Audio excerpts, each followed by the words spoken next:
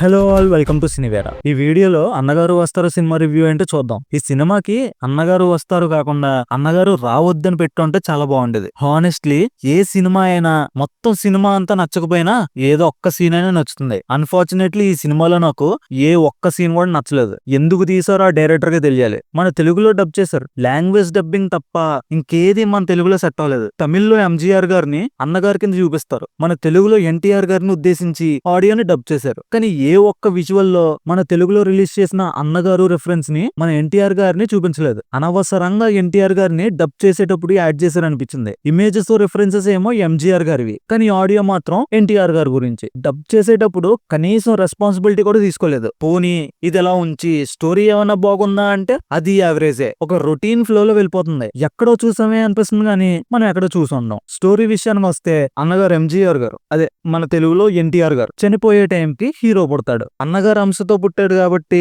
అన్నగారులో పెద్ద గొప్ప వ్యక్తి అవుతాడని హీరో వాళ్ళ తాత అనుకుంటాడు. కానీ కార్తీ ఏమో లంచాలు గడ్డ తీసుకునే దొంగలకి దొంగ అవుతాడు. అది వాళ్ళ తాతకి తెలియకుండా మేనేజ్ చేస్తూ ఉంటాడు. సత్యరాజ్ తో పసుపు దొంగలు అనే గ్రూప్ ని కనిపెట్టే పనిలో ఉంటాడు. ఈ గ్యాప్ లో మనోడు పెద్ద కంత్రీగాడని వాళ్ళ తాతకి తెలిసిపోతుంది. ఇది విని వాళ్ళ తాత పైకి పోతాడు. ఆ తర్వాత నుంచి మనోడికి ఎన్టీఆర్ గారు ఆత్మ కనిపించి మనోళ్ళకి దూరి అన్ని మంచి పనులు చేస్తూ ఆ పసుపు మొహం దొంగలకి హెల్ప్ చేస్తూ సత్యరాజ్ ని అలా ఓడించాడు అనేది స్టోరీ. అమెజాన్ ప్రైమ్ లో స్ట్రీమ్ అవుతుంది. చూసి తట్టుకునే ధైర్యం ఉన్న వాళ్ళు చూసేయండి. ఇందులో కార్తీ బాడీ లాంగ్వేజ్ ఉంటుంది, ఇంకెప్పుడు ఇలాంటి క్యారెక్టర్లు చూడకూడదు అనిపించింది. ఈ సినిమాలో కృతి శెట్టి హీరోయిన్ గా యాక్ట్ చేసింది. ఎందుకు యాక్ట్ చేసిందో తనకే తెలియాలి. పక్కన ఉన్న సైడ్ క్యారెక్టర్స్ కూడా ఎక్కువసేపు ఉన్నారు బ్రో. తను మాత్రం హార్డ్లీ సినిమా మొత్తం ఒక 10 minutes ఉంటుంది అంతే. అంటే లాస్ట్ లో మరి హీరో విలన్స్ కి దొరికి ఫైట్ సీన్ ప్లాన్ చేయాలి కదా సినిమా ఎండ్ చేయడానికి.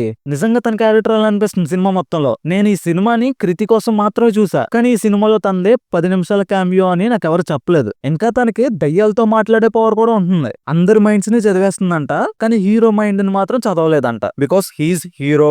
అన్నగారు అంశ కదా, దీన్ని మనం క్వశ్చన్ చేయలేం. లాజిక్ లెస్ సీన్స్ అన్ని ఈ సినిమాలోనే ఉన్నాయి. సెకండ్ హాఫ్ కొంచెం ఫస్ట్ హాఫ్ మీద ఏదో బాగుంది అనుకునే లోపలే మొత్తం అన్నెసెసరీ సీన్స్ తో చెడదొప్పుతారు. ఏంటి బ్రో అన్ని నెగిటివ్స్ చెప్తున్నా, పాజిటివ్స్ ఏమీ లేవా అంటే ఉన్నాయి బ్రో. సినిమాలో చూపించిన గుర్రం చాలా బాగుంది, తెల్లగా చాలా బాగుంది, చెట్లు కార్లు అన్ని చాలా బాగున్నాయి. నైస్. ఈ సినిమాకి నేను ఇచ్చే రేటింగ్ 5 కి 1.75. అంటే నాకు నచ్చలేదంటే మీకు నచ్చదు అని కాదు, ఒకసారి చూడండి. ఏ సినిమా ఎవరికి ఎందుకు నచ్చుతుందో ఎవరికి ఎందుకు నచ్చదో మనం చెప్పలేం కదా. ఒకవేళ ఆల్రెడీ ఈ సినిమాని మీరు చూస్తే ఈ సినిమాకి మీరు 5 కి ఎంత రేటింగ్ ఇస్తారో కామెంట్ చేయండి. సినిమా కంటెంట్ కోసం ఈ వీడియోకి లైక్ కొట్టి సబ్స్క్రైబ్ చేసుకోండి.